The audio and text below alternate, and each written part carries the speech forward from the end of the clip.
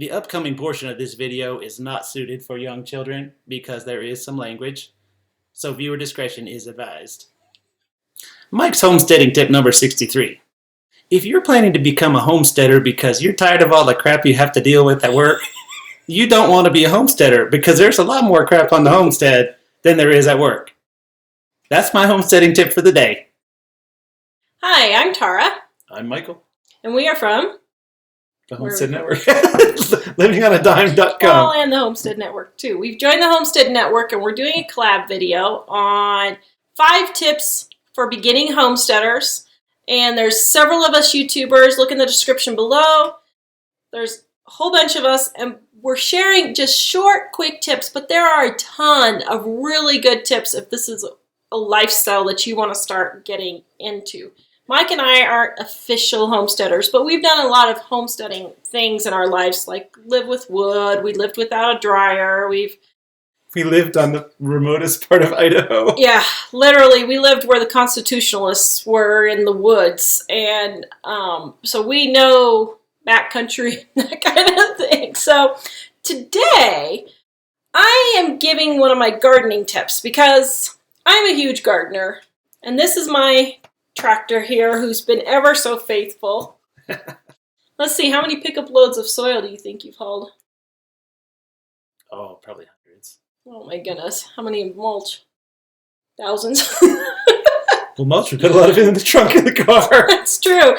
So when he was driving back and forth to work, when we lived in Idaho and he was working at Washington, they would do wood chips. I would drive across the border every day. And there was a weigh station on one side of the border, and the semis that were hauling wood chips had dumped their loads already, and they were coming back. But they wanted to drop the loads so they wouldn't have to pay extra tax. So they would dump them right on the border. So on his way home from work, we would line a tarp in the back of our car, and he would bring home a load of wood chips every day for our gardens. Every day. He faithfully brought home wood chips. Till we had too many. Yeah. And my tip for gardening is to mulch, and then when you think you've mulched enough, add a little bit more mulch. It will make your gardening so much easier. It is the #1 tip to gardening. We went to a friend's house the other day, and she said, I can't believe how well my garden's doing. She said, I don't know what it is. And I said, well, have you mulched before? She's like, well, no, this is the first year I've ever mulched. Her garden was prolific. I mean, she had a ton of cucumbers. She was using hay as mulch, right? Yeah, she used hay. I prefer wood chips just because they're easy for everybody to get. But if you have straw, is a little bit better than hay because straw does not have the weeds. Straw is what's left over when you harvest wheat. And they bale it up.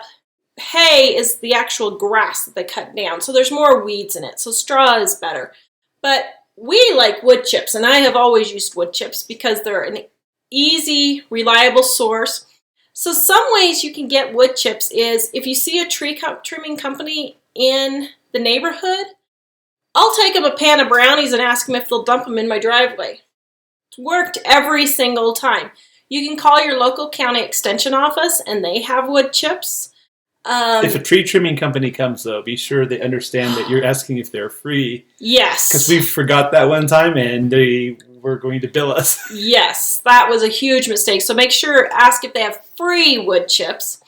And now, currently where we live, there's a guy who is a tree trimmer, and he dumps them. He lives out in the country, but he dumps them in his front yard and has this big sign that says free mulch, and we can just go load whatever we want. So we just load up wood chips and come mulch the garden. And why I like wood chips is because they break down and it really enriches your soil and keeps the moisture in. So that's my tip for today is to mulch, and more mulch. It will save you so much work in the long run with weeds and that kind of thing and watering. And it enriches your soil and the earthworms love it. So that's our tip for today. Please click the description.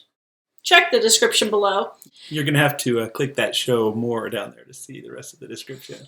And check out all the other homesteaders who have some great ideas. They're all short videos, but there's some really good ideas in there. So go check it out. We'll see you tomorrow.